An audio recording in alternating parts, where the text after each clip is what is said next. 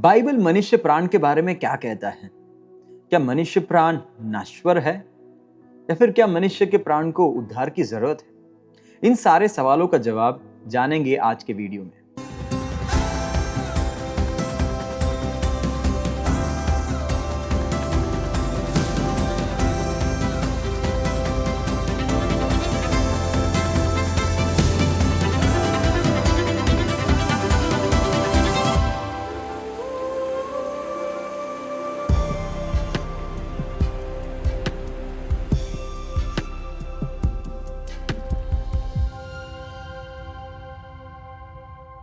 Bible पाठशाला अध्ययन श्रृंखला में सारे भाई बहनों का हार्दिक स्वागत है। इस समय में हम लोग चौथे पाठ में हैं, जिसका शीर्षक है मनुष्य की सृष्टि और संरचना। उसके अंदर सबसे पहले अध्याय के अंदर हमने अध्ययन किया कि पृथ्वी की सृष्टि और विज्ञान की पुष्टि। दूसरे अध्याय के अंदर हमने अध्ययन किया कि सृष्टि की व्याख्या में बाइबल की श्रेष्ठता। तीसरे अध्याय के अंदर हमने मनुष्य की त्रिभागी संरचना, मनुष्य की त्रिपक्षीय संरचना को हमने अध्ययन किया था। चौथे अध्याय के अंदर हमने मनुष्य शरीर के बारे में अध्ययन किया था और आज हम लोग इस वीडियो में, इस एपिसोड में हम लोग मनुष्य प्राण के बारे में अध्ययन करने जा रहे हैं। मेरे प्रियो, प्राण के बारे में आप क्या जानते हैं, जिसको अंग्रेजी में जो है सोल शब्द उपयोग किया गया। यूनानी बाइबल के अंदर उसके लिए सूखे शब्द उपयोग किया गया। साइके शब्द उसी में से आया, साइकोलॉजी, मनोविज्ञान उसी शब्द में से आया। आज इस मनुष्य प्राण के बारे में मैं आपको 5 महत्वपूर्ण बातें बताना चाहता हूँ। सबसे पहली बात बताना चाहता हूं कि प्राण मनुष्य के जीवन, सार, तत्व और पहचान के रूप है। परमेश्वर के लोगों, एक व्यक्ति के अंदर प्राण है, ऐसे कई लोग कहते हैं, परंतु मैं आपसे कहना चाहता हूं एक व्यक्ति प्राण के वजह से है, वो प्राणी है। इसको हमें समझना बहुत ही जरूरी है। परमेश्वर के वचन को जब हम पुराने नियम में पढ़ते हैं, पुराना नियम जो है इब्रानी भाषा में है, हिब्रू भाषा के अंदर प्राण के लिए जो शब्द नेफेश शब्द उपयोग किया गया, नेफेश, जिसका अर्थ है सांस, जीवन या फिर जीवित प्राणी। मतलब कोई भी शरीर के अंदर जब प्राण होता है तब वो प्राणी बनता है। इसको हमें समझना बहुत ही जरूरी। उत्पत्ति की पुस्तक 2 अध्याय 7वें आयत में देखो प्रभु का वचन क्या कहता है। तब परमेश्वर ने आदम को भूमि की मिट्टी से रचा और उसके नथनों में जीवन का श्वास फूंक दिया और आदम जीवित प्राणी बन गया। तो वो शरीर के अंदर प्राण कब आया? हम प्राण प्रतिष्ठा शब्द को काफी हमने सुना है कि एक चीज के अंदर प्राण डाला जाता है। प्राण कौन डाल सकता है? केवल जीवनदाता सृष्टिकर्ता परमेश्वर ही प्राण दे सकता है, प्राण डाल सकता है। इसे समझना हमें बहुत जरूरी है। और इस तरीके से एक मिट्टी का बना हुआ आदम के अंदर परमेश्वर अपने श्वास को फूंका और वो जीवित प्राणी बन गया। यूनानी भाषा के अंदर इस शब्द के लिए जो शब्द उपयोग है सूखे है, जिसके अर्थ है कि जीवन, स्वयं या आंतरिक अस्तित्व। तो मेरे प्रियो, इस बात को हमें समझना जरूरी है। व्यक्ति की चेतना को संदर्भित करता है जिसमें भावनाएं, इच्छाएं और आशाएं शामिल है। ये इंसान का अंदर का मन है, मनोविज्ञान। देखिए, हम जानते हैं कि कोरोना के बाद, कोविड महामारी के बाद कई लोग मनोवैज्ञानिक तौर पर मन के अंदर काफी लोग निराश हो गए, काफी साइकोलॉजिकल पेशेंस बढ़ गए हैं। आज के जमाने के अंदर भी हम देखते हैं बच्चे लोग मोबाइल ज्यादा खेलते, धीमे धीमे मानसिक रूप में अस्थिर होते हैं। तो ये जो बीमारी है ये शारीरिक नहीं, ये मन की बीमारी है, सूखे साइकोलॉजिकल प्रॉब्लम, मानसिक प्रॉब्लम है। तो इसलिए मेरे प्रिय, इसको समझना बहुत जरूरी। ये जो प्राण, जो मन जो है, उसके साथ इंसान की भावनाएं, इच्छाएं और आशाएं जुड़ी है। दूसरी बात, परमेश्वर का वचन बताता है कि प्राण भावना और इच्छा शक्ति का केंद्र है। हर एक इंसान के अंदर जो भावना है, इमोशन, जैसे कि एक माता के अंदर अपने बच्चों को देखने से एक भावना उत्पन्न होता है। एक बालक अपने बुजुर्ग माँ, पिता को जब देखते हैं तो उनके अंदर एक भावना उत्पन्न होता है। ये किस प्रकार होता है? वो प्राण की वजह से होता है, शरीर की वजह से नहीं होता। वो प्राण की वजह से एक भावना। और ये जो प्राण है इंसान में भी है, जानवरों में भी है। इसलिए हम देखते हैं जानवरों के अंदर वो भावना पाया जाता है। देखो प्रभु का वचन भजन 42 उसके 11 में क्या लिखा गया? हे मेरे प्राण, तो क्यों गिरा जाता है, तो अंदर ही अंदर क्यों व्याकुल है। वहां पर भजनकार अपने प्राण से बात कर रहे, तो क्यों गिरा जाता है। कई बार हम लोग व्याकुल हो जाते, निराश हो जाते, हम लोग बिल्कुल परेशान हो जाते, मेरे साथ ऐसा क्यों हो रहा है। ये हमारा साइकोलॉजिकल, हमारा प्राण, हमारा मन का प्रॉब्लम। देखो दूसरा एक वचन आपके लिए पढ़ना चाहता हूं, व्यवस्था विवरण की पुस्तक 6 अध्याय उसका 5वां आयत। प्रभु का वचन क्या कहता है? तू अपने परमेश्वर यहोवा से अपने सारे मन और सारे प्राण और सारी शक्ति के साथ प्रेम रखना। सबसे बड़ा नियम, आज्ञा जो बाइबल में दिया गया वो ये, तो अपने सारे मन से, सारे प्राण से, पूरा सोल का फुलनेस के साथ हमें परमेश्वर को प्रेम करना है। परमेश्वर के साथ के रिश्ते को निभाने का भी प्राण का बड़ा योगदान है। आप पूरे प्राण से परमेश्वर को प्रेम कर रहे हैं। इसलिए दूसरी बात हम लोग यहाँ पे सीख रहे हैं वो ये है, प्राण भावना और इच्छा शक्ति का केंद्र है। आपके अंदर जो इच्छा है ये सब इमोशनल, ये भावना है और ये कहाँ पर पाया जाता है? प्राण में पाया जाता है। आपने जो चित्र देखा आपके स्क्रीन में है, 3 भाग है, अंदर आत्मा है, उसका जो सेकंड लेयर जो है वो प्राण को दर्शाता है, साइके को दर्शाता है, जो हमारे मन को दर्शाता है, इमोशन, हमारे सारी जो भावनाएं, इच्छा केंद्र को वहां पर हम पाते हैं। तीसरी बात हम लोग देख रहे हैं वो ये है, प्राण नश्वर है लेकिन अनंत काल के लिए बनी है। वीडियो की शुरुआत में मैंने आपको इस सवाल को पूछा था, क्या प्राण नश्वर है? हाँ, पवित्र शास्त्र बताता है कि प्राण नश्वर है, परंतु उसके अस्तित्व अनंत काल तक भी दिखता है। प्रभु का वचन मत्ती रचित सुसमाचार 10वें अध्याय उसके 28 में देखो क्या लिखा गया है, जो शरीर को मार सकता है पर प्राण को मार नहीं सकते, उनसे मत डरना, पर उसी से डरो जो प्राण और शरीर दोनों को नरक में नाश कर सकता है। यहाँ पे हिंदी बाइबल में आत्मा शब्द का उपयोग किया गया, परंतु यूनानी बाइबल मूल भाषा में जब हम जाते हैं वहां पर सूखे शब्द उपयोग किया गया। मतलब बताया गया प्राण। अगर आपको किसी से डरना है तो किससे डरना है? उससे डरना है जो आपके शरीर और प्राण दोनों को खत्म कर सकता है, उसको मार कर नरक में डाल सकता है। और वो कौन है? केवल परमेश्वर ही कर सकता है। इसलिए कहने का सार है, परमेश्वर से हमें डरना है।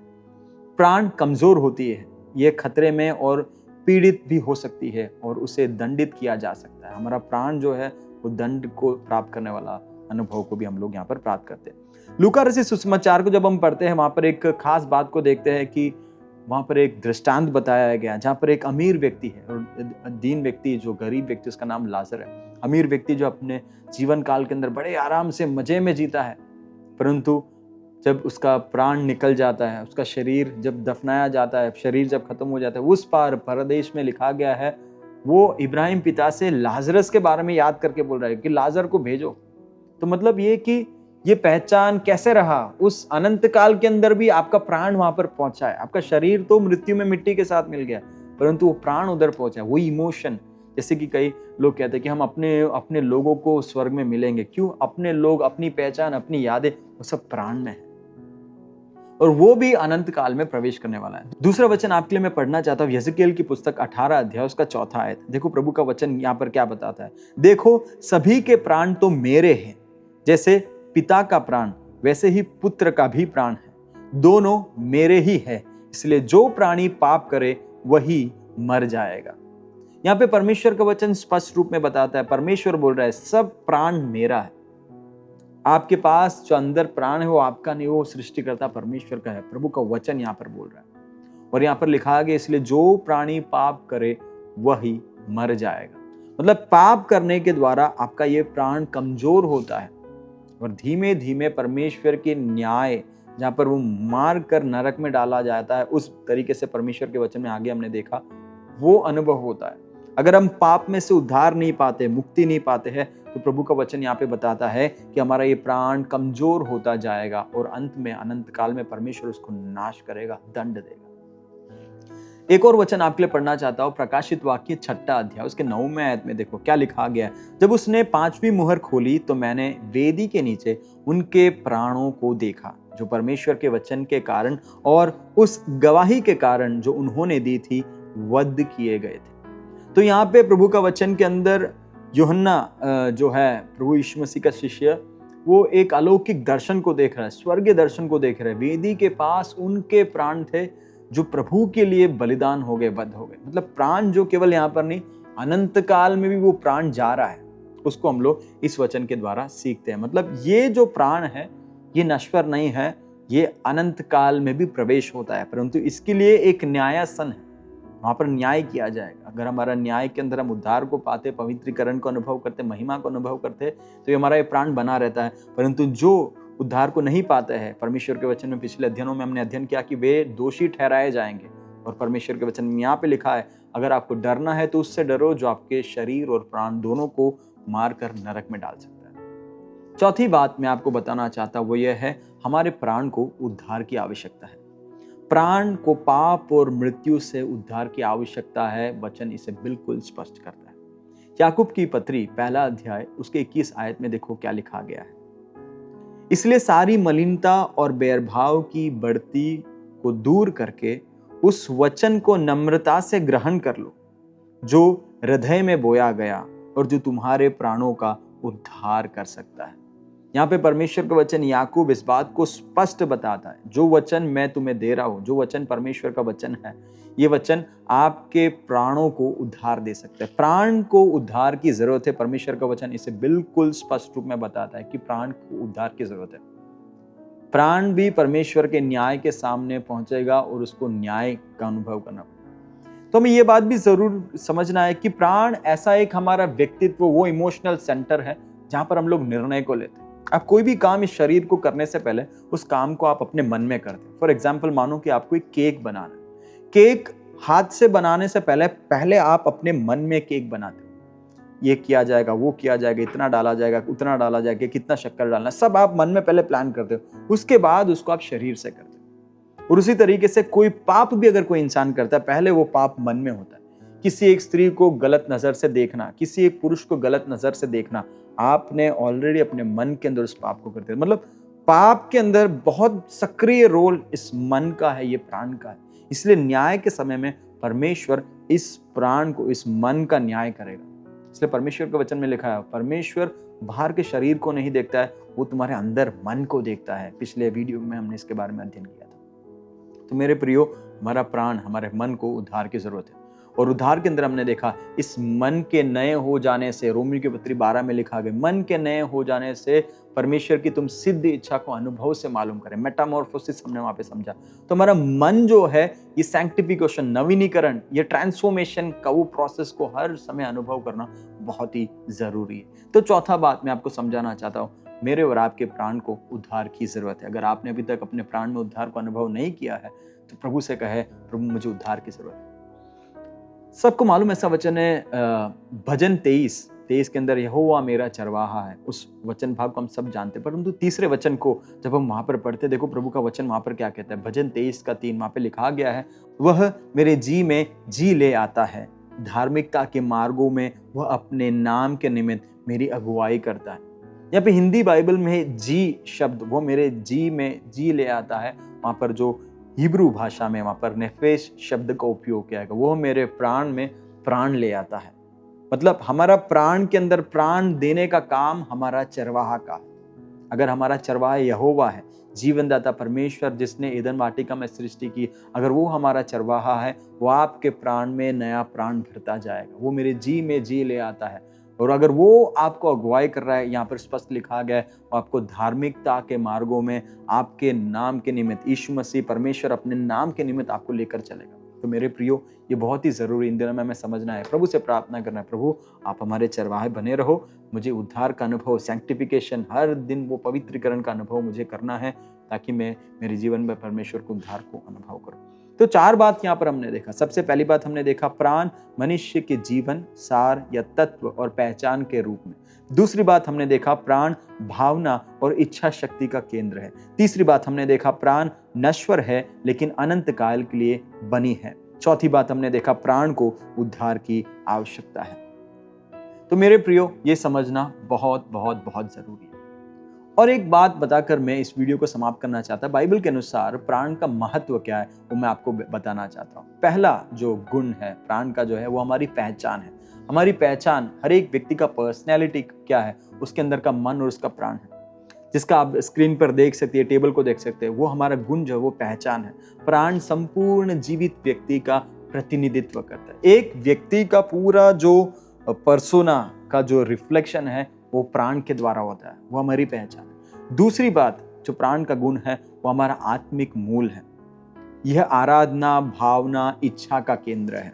हमारी भावना, हमारी इच्छा, हम किसको आराधना करते हैं, हमारी भक्ति किसकी ओर है, इसका मूल प्राण के अंदर उपस्थित है। तीसरा जो है वो ये है नैतिक कार्य करने वाला। यह परमेश्वर के प्रति जवाबदेह है। इसका उद्धार हो सकता है या इसे नष्ट किया जा सकता है। हमारी नैतिकता, मोरालिटी का जो सीट है वो भी हमारा प्राण, हमारा मन के जगह में। मन में कितने शुद्ध। इसलिए में यीशु मसीह ने देखो क्या कहा, तुम्हारे शरीर के अंदर बाहर से जो अंदर जाता है, जो तुम खाते हैं उससे तुम्हारा शरीर अपवित्र नहीं होता है, परंतु जो तुम्हारे अंदर से बाहर आता है, जो तुम्हारे मन से बाहर आता है, वो तुम्हें अपवित्र करता है। इसलिए मेरे प्रियो, नैतिकता के कार्य का जो मूल स्थान जो है, जो पोजीशन है, वो हमारा प्राण है, हमारा मन है। चौथी बात, अनंत आशा। प्राण का अनंत आशा का गुण, उसका अर्थ क्या है? परमेश्वर प्राण को बचाएंगे और पुनर्स्थापित करेंगे और प्राण को महिमामय शरीर के साथ फिर से जोड़ा जाएगा। तो ये बात को हमेशा समझना है, प्राण और मन के लिए एक अनंत आशा परमेश्वर ने रखा है कि अगर हम उसकी आज्ञा को पालन करेंगे, उसकी इच्छा को पूरी करेंगे, हम बचाए जाएंगे और ये महिमावंत उस अनुभव में प्रवेश करेंगे। तो मेरी यही प्रार्थना है कि आप अपने प्राण, अपने मन के बारे में और भी अध्ययन करें और अपने पूर्ण मन से, अपने पूर्ण प्राण से परमेश्वर को प्रेम करें और अपने जीवन की सारी इच्छा उसकी इच्छा के अनुसार पूर्ण करें। मैं आपसे कहना चाहता हूँ, अगर आपका मन परमेश्वर के साथ लगा हुआ है तो आपके मन में कभी भी कोई पाप का विचार नहीं आएगा। अगर आपके मन में कोई पाप नहीं होता है तो आप बाहर कभी पाप नहीं करोगे। मैं विश्वास करता हूँ ये अध्ययन आपके लिए आशीष का कारण बना है। आप इस अध्ययन को और भी अन्य लोगों के पास तक पहुंचाएं ताकि ये अध्ययन उनके लिए आशीष का कारण बनेगा। अगले वीडियो के अंदर इस पाठ का अंतिम अध्याय को हम देखने जा रहे हैं, जिसके अंदर हम मनुष्य आत्मा के बारे में अध्ययन करेंगे। जो चित्र आपने देखा उसका सबसे सेंट्रल पार्ट, कोर पार्ट को हम लोग अध्ययन करेंगे। तब तक आप हमारे लिए प्रार्थना करें और इस अध्ययन के द्वारा परमेश्वर आपको बहुत आशीष दे। धन्यवाद।